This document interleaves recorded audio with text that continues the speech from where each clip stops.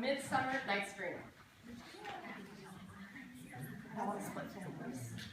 Not fair, Paulta. Our nuptial hour draws on apace. 4 happy days bring in another mood, but oh, methinks how slow this old moon wanes. 4 days will quickly steep themselves in night. 4 nights will quickly dream away the time. And then the moon, like to a silver bow, new bent in heaven, shall rule the night of our slumber. Hippolyta, I wooed thee with my sword, and won thy love doing thee injuries, but I'll wed thee in another heap, with pomp, with triumph, and with revelling. Happy be, Theseus, all would now do hurt. Thanks, good Aegeus, what's the news with thee? Full vexation come out of complaint against my child, my daughter Lilia. Stand forth, Demetrius, my noble holiness, my half for consent to marry. Stand forth, Lysander, thou hast by thy moonlight at a window sun, with fading voice voices of fading love, with cunning now spoke from my daughter's heart, told her obedience which is due to me, just over harshness. And my gracious to confuse, so shall not heal before your grace. Consent to marriage, Demetrius, I beg the ancient privilege of Athens. As she is mine, I may dispose of her, which will be either to this gentleman or to her death, according to our law.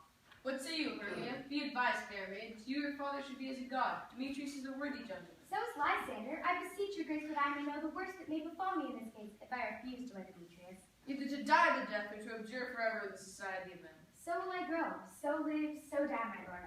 Ere I will yield my virgin patent up unto his lordship, whose unwished yield my soul consents, not to give sovereignty.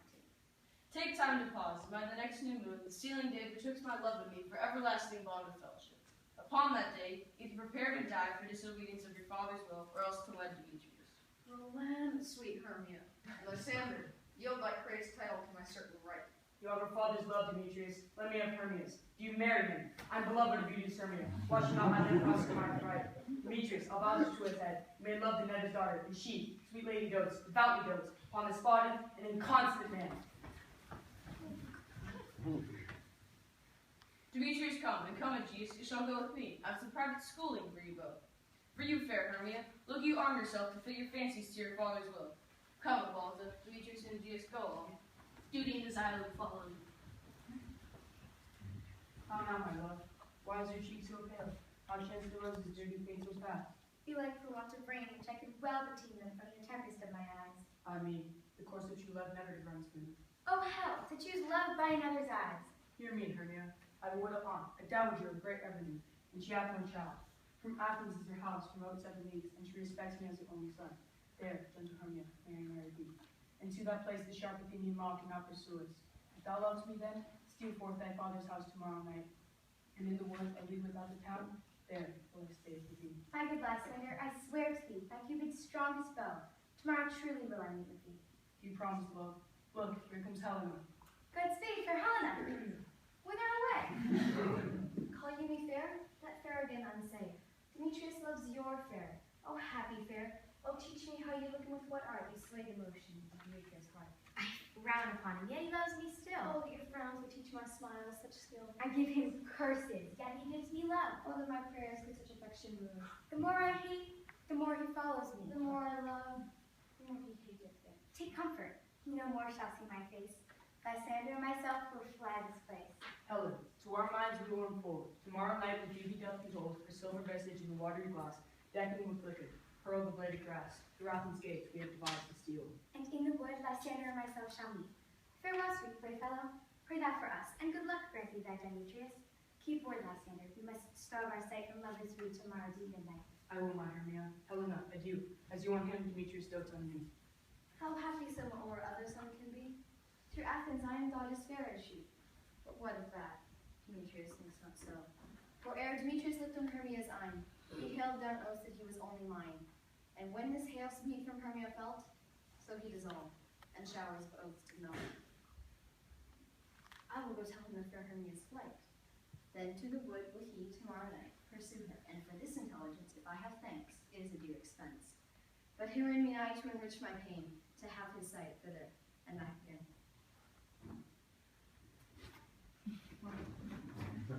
Is all our company here? You were best to call them generally, man by man. Here is the scroll of every man's name, which is thought fit, through all Athens, to plan our interlude before the Duke and the Duchess on his wedding day at night. First, good Peterquins, say what the play treats on. Then read the names of the actors, and so grow to a point. Merry our play is, the most lamented of comedies, and most cruel death, of Pyramus and Thisbe. A very good piece of work, I assure you, Aunt Mary. Answer as I call you. Nick Bottom, the weaver. Ready, report on form, proceed. You, Nick Bottom, are set down for Pyramus. What is Pyramus? A lover or a tyrant? A lover that kills himself most gallant for love. That will ask some tears and true performing a bit. If I do it, let the audience look to their eyes. I will move storms. The raging rocks and shivering shocks shall break the locks of prison gates, and Venice car shall shine from far, and make and mar the foolish fates. This is lofty. Francis Flute, the bellows mender. Here, Peter Quince. Flute, you must take Thisbe on you. What is this, be a wandering knight? It is the lady that Pyramus must love. Nay, faith, let me not play woman. I have a beard coming. That's all right. You shall put it in a mask, and you may speak as small as you wish. And I may hide my face. Let me play Thisbe too. I'll speak in a monstrous little voice. Thisbe.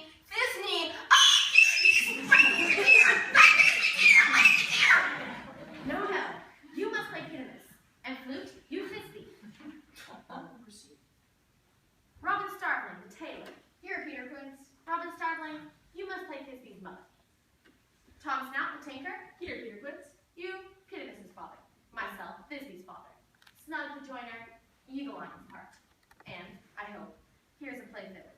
Have you the lion's heart written? Pray you, if it be given Brian so study.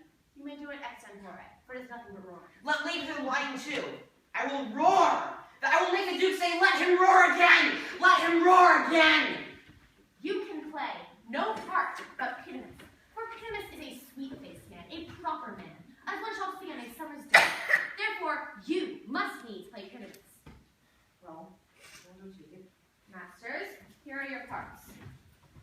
Meet me in the palace wood, a mile without the town, by moonlight. There will we rehearse. I pray you, fail me not. we will meet, and there we may rehearse most obscenely and courageously. At the Duke's Oak we meet. How now, spirit, whither wander you? Over hill, over dale, fairer birch, fairer briar, over park, over pale, fairer flood, fairer fire. I do wander everywhere, and I serve the fairy queen. To dew her orbs upon the green, the cowslips tall her pensions be. In their gold coat spots you see, those be rubies, fairy favors. In those freckles live their savors. I must go seek some dewdrops here, and hang a pearl in every cowslip's ear. Farewell, thou lovely spirits, I'll be gone. Our queen and all our elves come here anon. The king doth keep his revels here tonight. Take heed, the queen come not within his sight. For Oberon is passing fell in wrath, because that she has her attendant hath a lovely boy, stolen from an Indian king. And jealous Oberon would have the child, but she perforce withholds the loved boy, crowns him with flowers and makes him all her joy. Either I mistake in your shape, or make him quiet, or else you are the shrewd and knavish brat. And there's that hobgoblin and college, and sweet pup, you do the work and they shall have good luck. Are not you Keith? Thou speakest right, I am that merry wanderer of the night. I jest to Oberon and make him smile, when I, fat and being fed horse beguile. Nay, the likeness of a filly foal. And sometimes I find a gossip's bowl, and very likeness of a roasted crab. And when she drinks against her lips I bob, and on her wither do not pour the ale. The wisest man telling the saddest tale. Sometimes my footstool mistaketh me. Then slip I from her bum, then topple she. But room, fairy, here comes Oberon. And here, my mistress, with that heat we're gone. No, met by moonlight, cried Titania. What, jealous Oberon? Fairy, skip hence. I have forced wonders better company. Terry Rushington, am I not thy lord? Then I must be thy lady. Why art thou here, come from the farthest step of India? But that, forsooth, the bouncing Amazon, your buckskin mistress and your warrior love to Theseus must be wedded. And you come to give their bed joy and prosperity? How canst thou thus? For shame, Titania, glance at my credit with apology, knowing I know thy love to Theseus. These are the forgeries of jealousy. Therefore the winds, piping to us in vain, as in revenge, have sucked up from the sea contagious fogs, which falling in the land have every pelting river made so proud that they have overborne their continents. Therefore the moon, the governess of floods, pale in her anger, watches all the air that rheumatic diseases do abound, and through this distemperature, we see the seasons alter. The spring, the summer, the childing autumn, the angry winter, change their wonted liveries, and the maze world by their increase now knows not which is which, and this same progeny of evils comes from our debate, from our dissension. We are their parents and original. Do you amend it then? It lies in you. Why should Titania cross her Oberon? I do beg a little changeling boy to be my henchman. His mother was a votress of my order, and in the spiced Indian air, by night, full often has she gossip by my side. But she, being mortal, of that boy did die. And for her sake do I rear up her boy, and for her sake I will not part with him. Give me that boy, and I will go with thee, not for thy fairy kingdom. Fairies away. Well, go thy way! My gentle pluck, come hither. Thou rememberest, since once I sat upon a promontory, and heard a mermaid on a dolphin's back, who uttered so dulcet and harmonious breath, that the rude sea grew civil at her song, and certain stars shot madly from their spheres to hear the sea maid's music. I remember.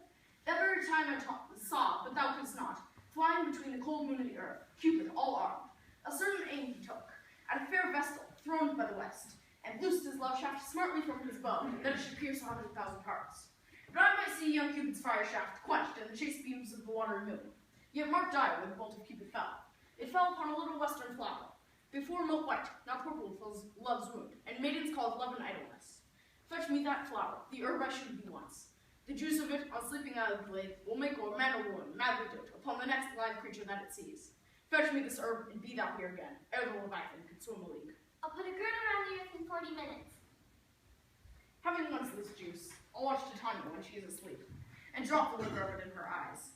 The next thing she waking looks upon, be it on lion, bear, or wolf or bull, on meddling monkey, or on busy ape, she shall pursue with the soul of love. And ere I take this charm from off her sight, as I can with another herb, I'll make her render up her page to me. But who comes here? I am invisible, and I will overhear the conference. I love thee not, therefore pursue me not. Where is Lysander and fair Hermia? The one I'll slay, the other slayeth me. Thou toldest me they had stolen into this wood. Hence, get thee gone, and follow me no more. You draw me, you hard-hearted adamant. Leave you your power to draw. I should have no power to follow you. Do I entice you? Do I speak you fair? Or rather do I not in plainest truth tell you that I do not, nor I cannot love you? And even for that do I love you the more. I am your spaniel, and Demetrius, the more you beat me, I will fawn on you. Neglect me, lose me, only give me leave, unworthy as I am to follow you. Do not tempt too much the hatred of my spirit, for I am sick when I do look on thee. I am sick when I look not on you. I'll run from thee, and hide me in the brakes, and leave thee to the mercy of the wild beasts. The wildest hath not such a heart as you. Let me go, or if thou follow, do not believe that I shall do thee mischief in the wood. I, in the temple, in the town, the field, you do me mischief. I'll follow thee and make a heaven of hell to die upon the hand I love so well.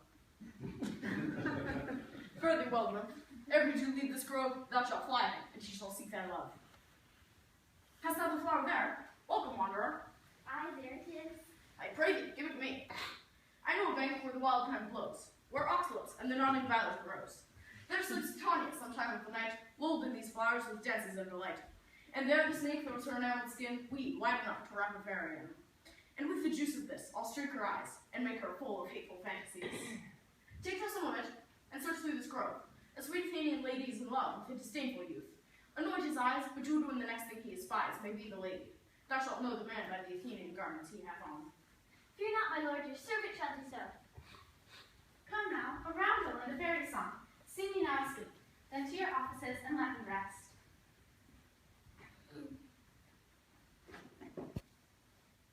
Spotted snakes with double tongues, thorny hedgehogs be not seen. Newts and blackbirds do no wrong, come not near our tree. Weaving spiders come not near, hence longer spinners hence.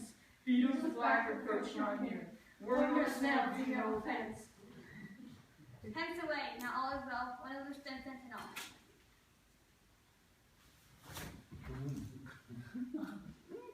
What thou seest when thou dost wake, do it for thy true love take. In thy eye that shall appear, when thou wakest, it is thy dear. Wake when some vile thing is near. Fair love, you fain with wandering in the wood, and speak troth, I forgot our way. We'll rest us on you if it be good, and Sarah to the comfort of the day. Be it so, Lysander. Find you out of bed, for I upon this bank will rest my head. One fair self-serve his pillow for his pillow. One heart, One bed, two bosoms, and one trunk. Nay, good Lysander, for my sake, my dear, lie further off yet. Do not lie so far be distant. And good night, sweet friend. I love in your altar to thy sweet life end. Here's my bed. Please give thee all his rest. Through the forest have I gone, but Athenian found I none on whose eyes I might have proved this fire's force and stern love. Night and silence. Who is here? Weeds of Athens he doth wear. This is he, my master said, despised the Athenian maid.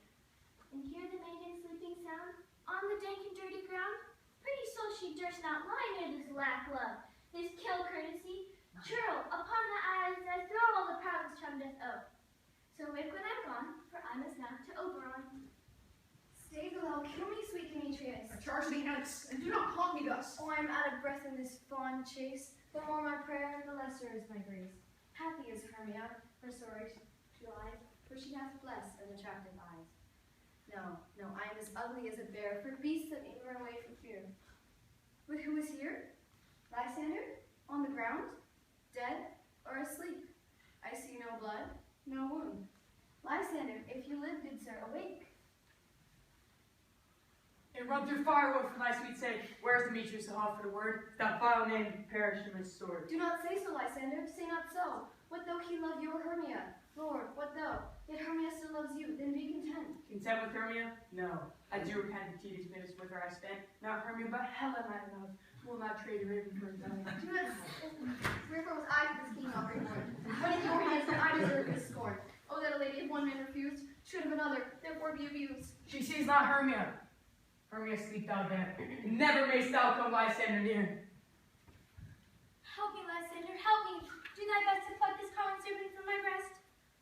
I need, for pity, what a dream was here. Lysander, look how I do quake with fear. Methought a serpent ate my heart away, and you sat smiling at his cruel prey. Lysander, what removed? Lysander, Lord, what, out of hearing? Gone? No sound, no word? Alack, where are you? Speak, and if you hear, speak of all loves. I swoon almost with fear. No? Then I well perceive you are not nigh. Either death or you I will find immediately.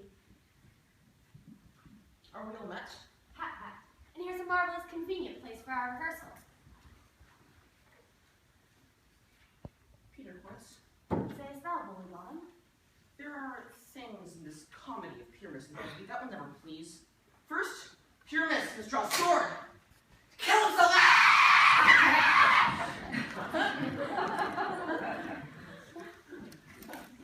Which the ladies cannot abide. How would you do that? Fire, lacking, a parlous fire. We must think the killing out when all's done. Nay, not a whit. I have devised to make it all up. Write me a prologue, and let this prologue seem to say we will do no harm with our swords, and that Pyramus is not killed. This will put them on fear. Well, we will have such a prologue. Will not the ladies be afeard of the lion? I fear it, I promise you. Bring in, God shield us, a lion among ladies is a most dreadful thing, and we ought to look to it. Therefore, another prologue must tell, he is not a lion. Nay, we must name his name, and half his face must be seen through the lion's neck, and he himself must speak through, saying thus with the same defect. Ladies, fair ladies, if you think I can hinder us a lion, it were pity of my life. No, I am no such thing. I am a man as other men are. And there indeed, let him name his name, and tell them plainly he is snug, the joiner. Well, it shall be so. But there's two hard things. That is, to bring the moonlight into the chamber. For you know, Pyramus and Thisbe meet by moonlight. Why, then you may leave a casement of the great chamber window where we play, open, and the moon may shine in at the casement. Aye, or else one must come in with a bush of thorns and a lanthorn, and say he comes to disfigure or to present a person of moonshine. Then there is another thing. We must have a wall in the great chamber, for Pyramus and Thisbe, says the story, did top the chink of a wall. You can never bring in a wall. What say you, Bun? Some man or other must present wall, and let him have some plaster or some loam or some rough cast about him to signify wall, and let him hold his fingers thus, and through that cranny shall Pyramus and Thisbe whisper. If that may be, then all is well. Come, sit down, every mother's son, and rehearse your parts. Pyramus, you begin. When you've spoken your speech, enter into that room. And so everyone,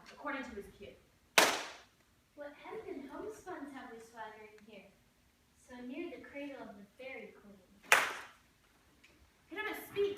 Thisbe, stand for. Thisbe, the flowers of odious savors sweet. Odors. Odors. Odors, savors sweet, so have my breath. Dearest Thisbe, dear, but hark, a voice, stay thou but here a while. And by I will to thee appear. A stranger Pyramus than e'er was I here. Must I speak now? Mary, must you?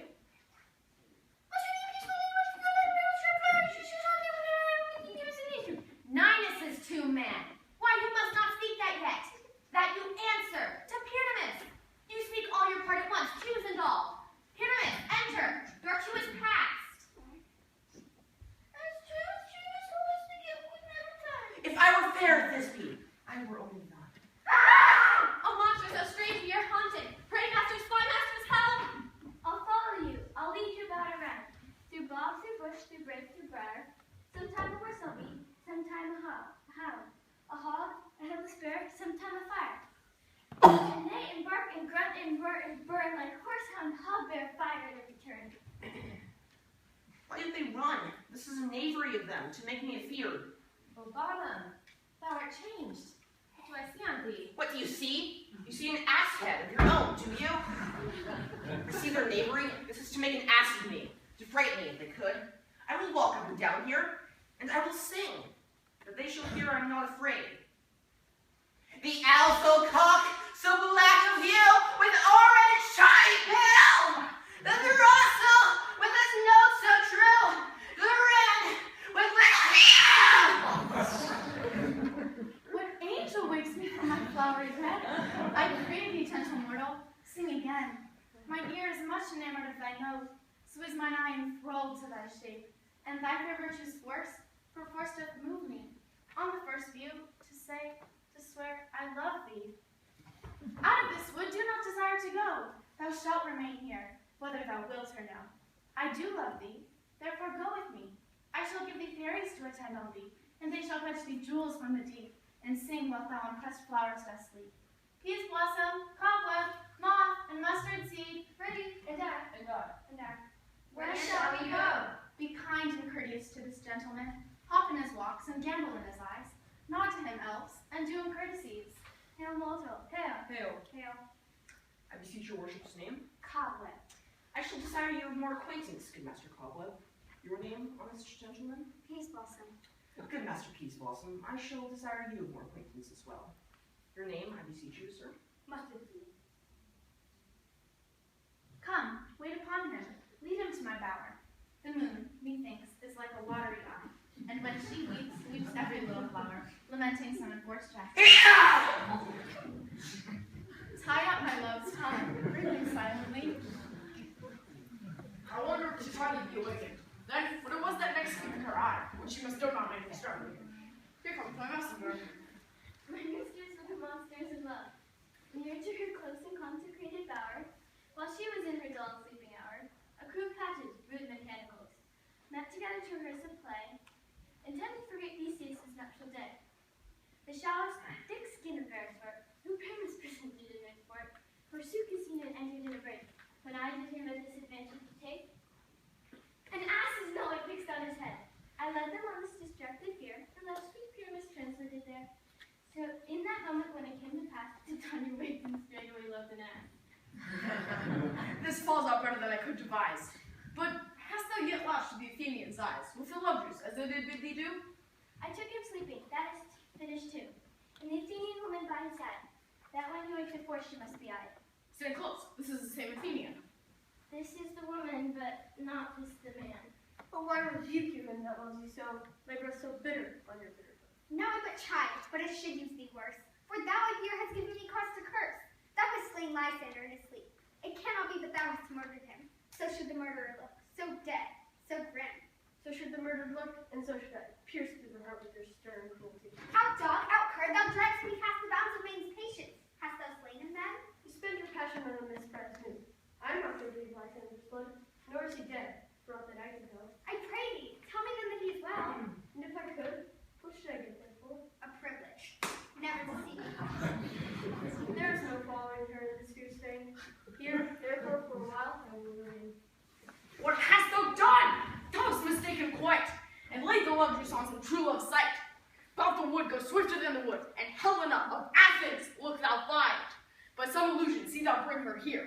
charm his eyes against you to appear.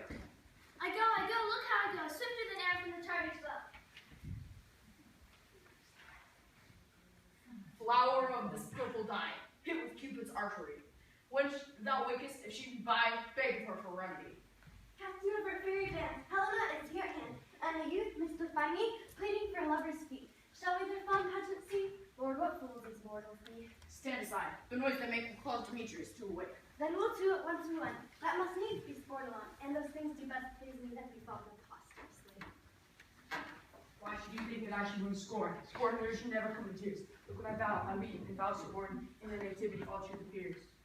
You do advance your cunning more and more. When truth kills truth, O devilish holy fray, these vows are Hermia's. Demetrius loves her, and he loves not you. Oh, Helen, goddess nymph, perfect divine, what my love shall I compare in thy life? When thou holdest up thy hand, oh, let me kiss this prince of pure white, this seal of bliss. Spite! Oh hell, I see you all are bent to set against me for your merriment. You are men, as men you are in show, you will not use a gentle lady so, to vow and swear and to appraise my parts, but I'm sure you hate me with all your hearts. You both are rivals and love Hermia, and now will rivals to mock Helena? Oh, kind Demetrius, be not so, for you love Hermia, this you know I know. And here, with all goodwill, with all my heart, in Hermia's love, I yield you up my part. Lysander, keep that Hermia, I will live. If ever I loved her, all that love is gone. Look where that love comes, yonder standing. Thou art, not by mine eyes, Lysander found, mine ear, I thank it, brought me to thy sound. But why unkindly do thou leave me so? Why should you think that I should win scorn? Scorn there's never come to. What love could press Lysander from my side? For love, who more goes tonight than all you fire arrows and eyes alike? Why seekest thou me? Not this make thee know the hate I bear, you made me leave thee so. You speak not as you think, it cannot be. Lo, she is one of this confederacy. And I perceive she conjoined all three. To fashion this false sport in spite of me, injurious Hermia, this ungrateful babe, have you conspired, have you with these contrived, to bait me with this vow of risen? To join with... Then, in scorning my poor friend? It's not friendly, 'tis not.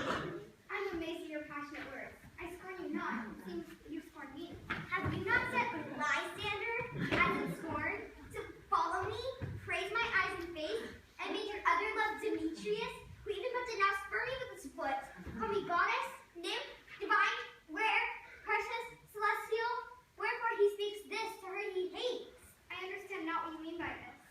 I do, for sever counterfeit sad looks. Make mouths upon me when I turn my back, wink at each other, hold this sweet jest up, but bear you well, 'tis partly my own fault, which death or absence soon shall remedy. Stay, gentle Helena. You're my excuse. My love, my life, my soul, fair Helena. Oh, excellent. Helen, I love thee. By my life I do.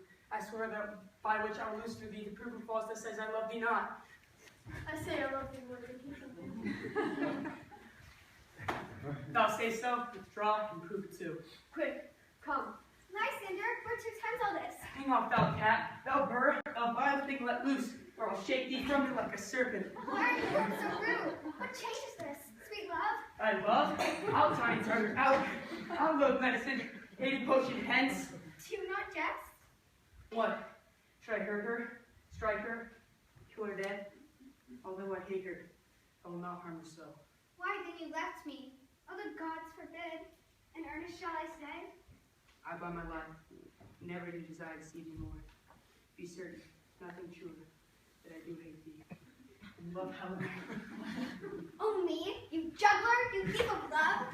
What, have you come by night and stole my love's heart from him? Finding faith, have you no modesty, no maiden shape, no touch of bashfulness? What, will you tear purple answers from my gentle tongue? Fie, you counterfeit, you puppet you! Puppet?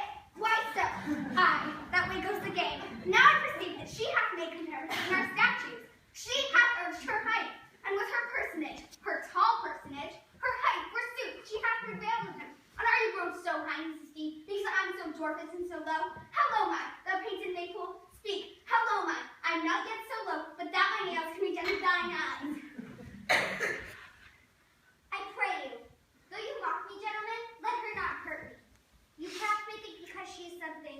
lower than myself, that I can match her. Lower? Hark again! Why get you gone? Who is it that hinders you? A foolish heart that I leave here behind. What, with Lysander? With Demetrius? Be not afraid. She shall not harm thee, Helena. No, sir, she shall not. They take her from me. Oh, when she's angry, she's keen and shrewd. She was a vixen when she went to school, and though she be but little, she is fierce. Little? Nothing but low and little? Why would you suffer her to flout me thus? Let me come to her. Get you gone, you dwarf. You must have hindered your non-grass maid. You bead, you acorn! You are too vicious in her back that scorns her services.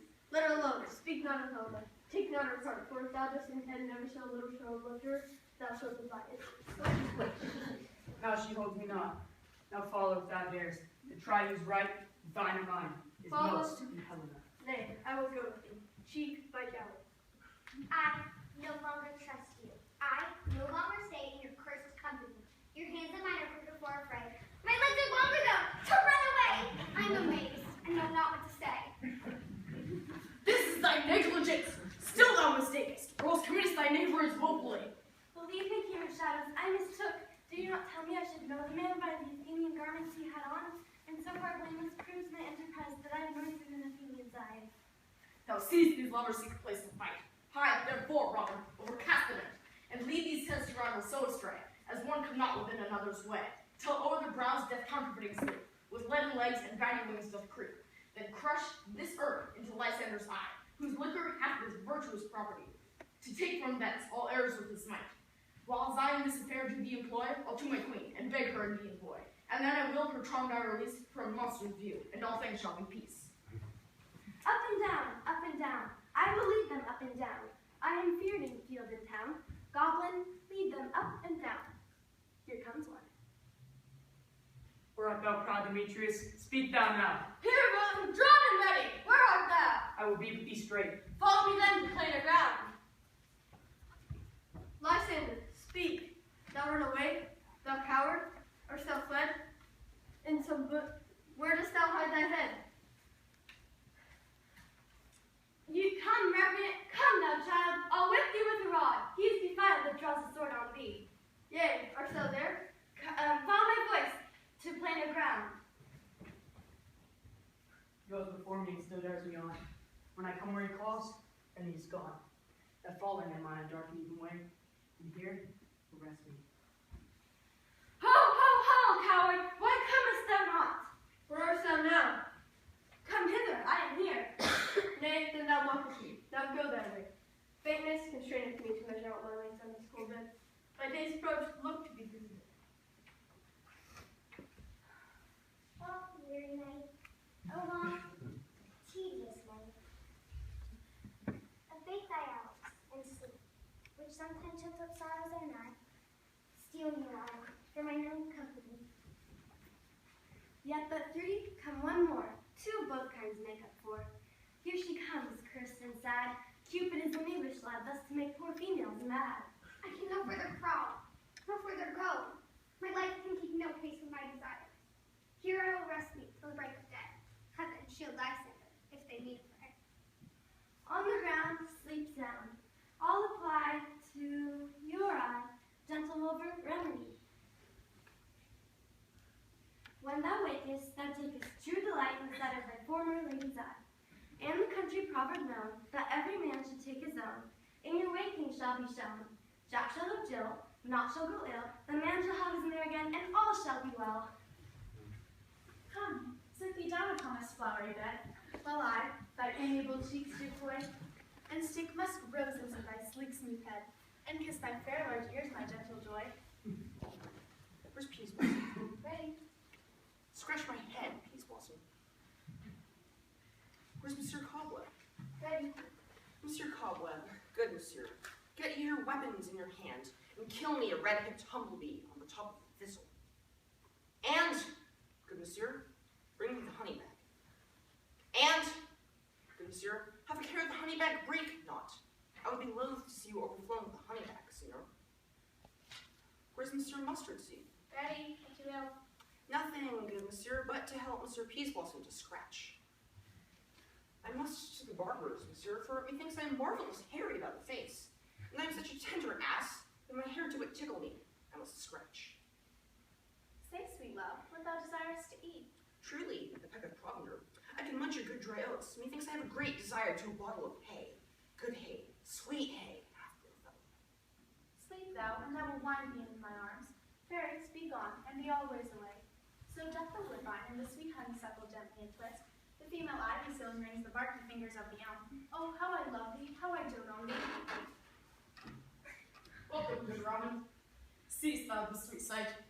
Her dotage now do begin to pity.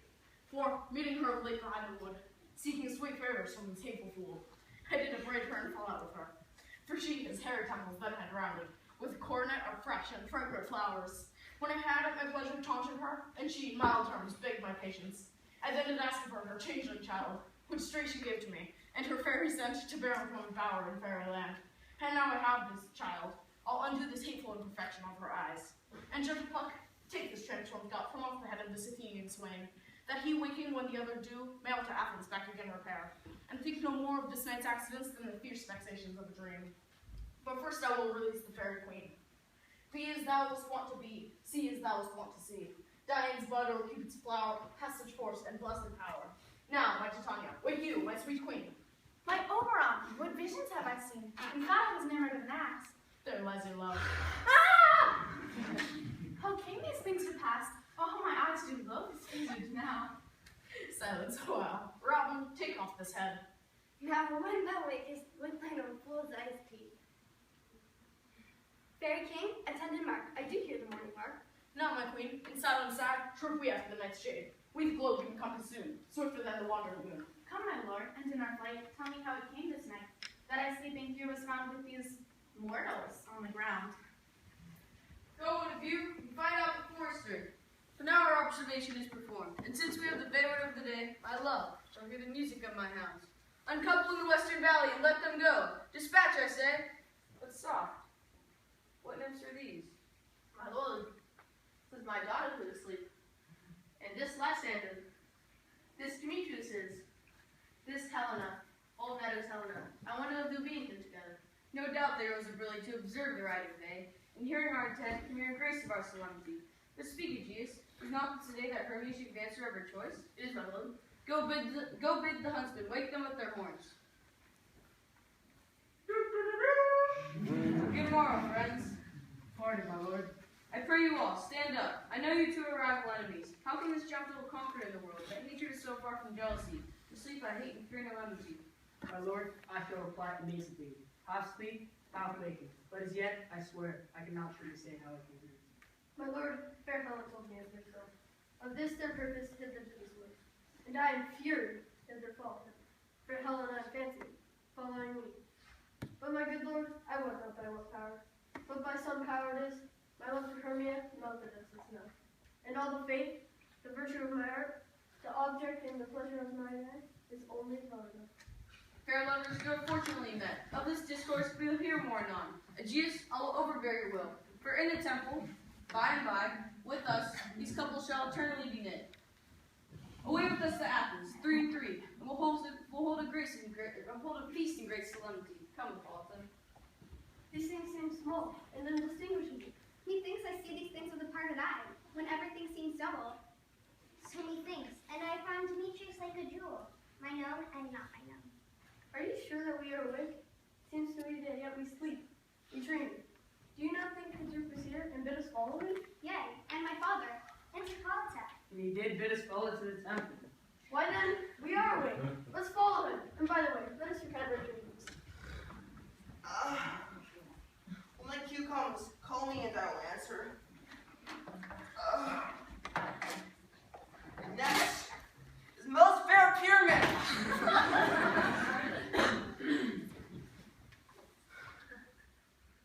Hey ho, Peter Place, flute the bellows mender, snout the tinker, starboard. God's been light, stone hands, and left me asleep. I've had a most rare vision. I've had a dream. Past the wit of man to say what dream it was. Man is but an ass if you go about to expound this dream. Methought I was. There's no man can tell what. Methought I had, and methought I was. But man is but a patched fool if he will often say what methought I had. The eye of man hath not heard. The ear of man hath not seen. Man's hand is not able to taste, his tongue to conceive, nor his heart to report what my dream was. I will get Peter Quince to write a ballad of a stream. It shall be called Bottom Stream, because it hath no bottom. I will sing it in the labyrinth of a play before the Duke.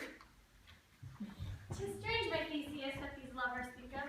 More strange than true, lovers and bad men have such seething brains, such shaking fantasies that apprehend more than cool reason ever comprehends. The lunatic, the lover, and the poet are of imagination all compact. But all the story of the night told over, and all their minds transfigured so together.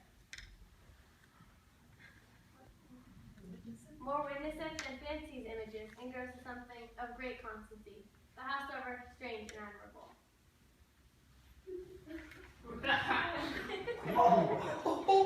Here come the lovers full of joy and mirth. Joy, gentle friends, joy, and fresh days of love accompany your hearts. Say, what mass, what dances shall we have? What revels are in hand? Is there no play to ease the anguish of a torturing hour? Call Philostrate. Here, my Theseus. Say, what abridgment have we for this evening? How should we beguile these lazy times, not with some delight? Make choice of which your highness will see first. The battle of the centaurs to be sung by an Athenian eunuch to the harp? Well, none of that. The riot of the tipsy bacchanals tearing the Thracian singer in their rage? That is an old device, and it was played when I from Thebes last came a conqueror. A tedious brief scene of young Pyramus and his love Thisbe, very tragical mirth. Tedious and brief, merry and tragical, about as hot ice and strange wondrous snow. How shall we find the conquered of this discord? A play, here is my lord, some 10 words long, which is as brief as I have known a play. But by 10 words, my lord, it is too long, which, when I saw rehearsed, I must confess, made mine eyes water, but more merry tears. The passion of love laughter never shed. And we will hear it. No, my noble lord, it is not for you. I will hear that play. Go bring them in, and ladies take your places. Then please your grace, the prologue is addressed. Gentles, perchance you wonder at this show.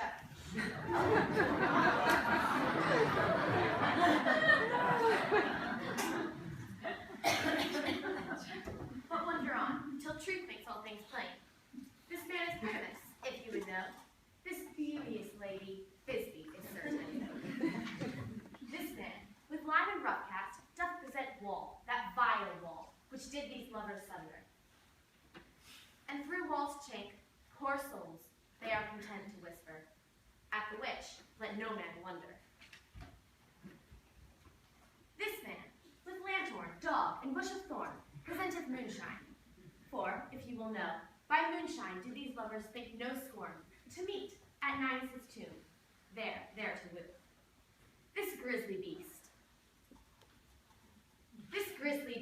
Roar!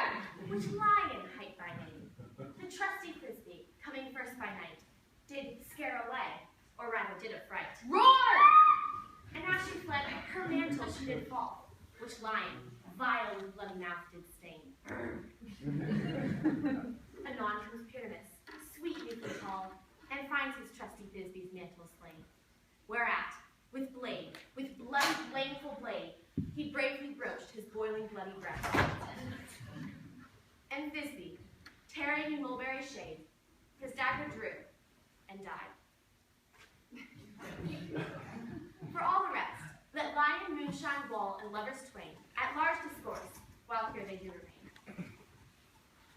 In this same interlude it doth befall, that I, once knelt by name, present a wall, and such a wall as I would have you think, that had in it a crannied hole or chink, through which the lovers, Pyramus and Thisbe, did whisper often, very secretly. Would you desire lime and hair to speak better? It is the wittiest partition I have ever heard discourse, my lord. Pyramus draws near the wall. Silence. O grim-looked night, O night with hues so black, O night, whichever art one day is not, O night, alack, alack, alack.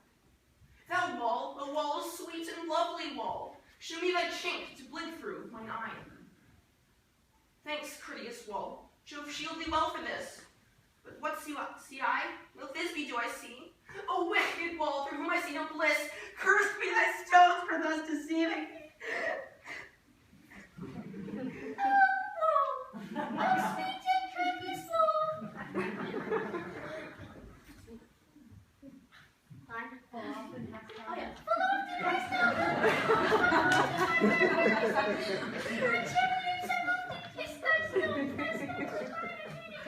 I see a voice. Will it cheek smile? I can hear Disney's face. Disney? My love, thou art. My love, I think. Oh, kiss me through the hole of this vile wall. I kiss the walls Will down in these two meet me straightway. Tart life, tart death, my comfort Thus have I walked my part discharged so, and being done, thus swallow away doth go. This is the silliest stuff that ever I heard.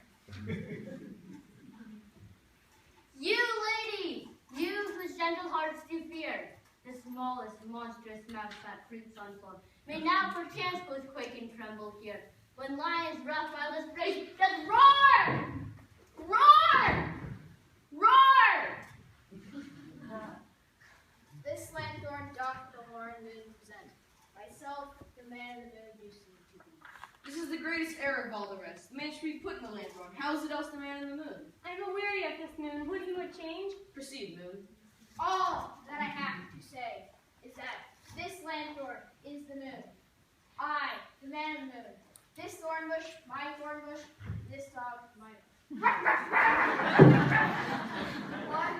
All these should be in the lanthorn, for all these are in the moon. But silence, here comes Thisbe.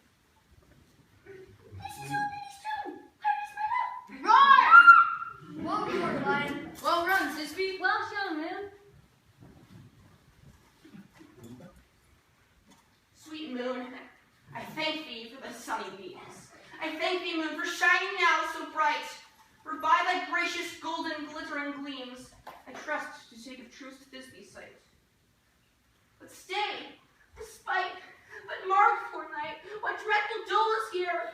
O dainty duck, O dear, thy mantle good, what, stained with blood? Come tears, confound, out sword, and wound. Thus die I, thus. Now am I dead, now am I fled. My soul's in the sky.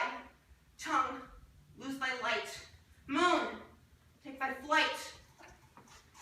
Now die, die, die, die, die. How chance moonshine is gone before Thisbe comes back and finds her lover? She finds him by starlight. Here she comes, and her passion ends the play. Methinks she should not use a long one for such a fair risk. I hope she'll only breathe. She hath spied him already with those sweet eyes. Asleep, my love? What? Dead, my dove? Oh, Paris, arise! Speak! What? Dead? A tomb must cover thy sweet eyes. These little lips. These cherry nose. These yellow crescent cheeks. Oh, gone. Talk not a word. Come, trusty soul. Come late. My breast be true. And farewell, my friends. Thus this begins. Adieu.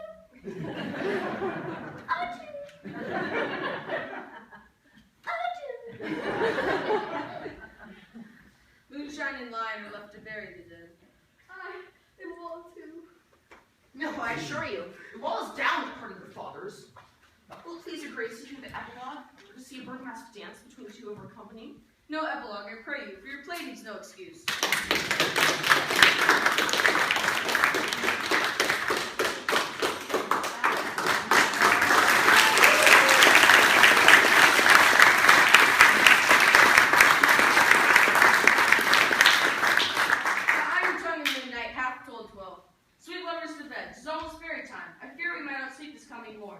Sweet friends to bed. A fortnight hold we in this solemnity, with nightly revels and new jollity.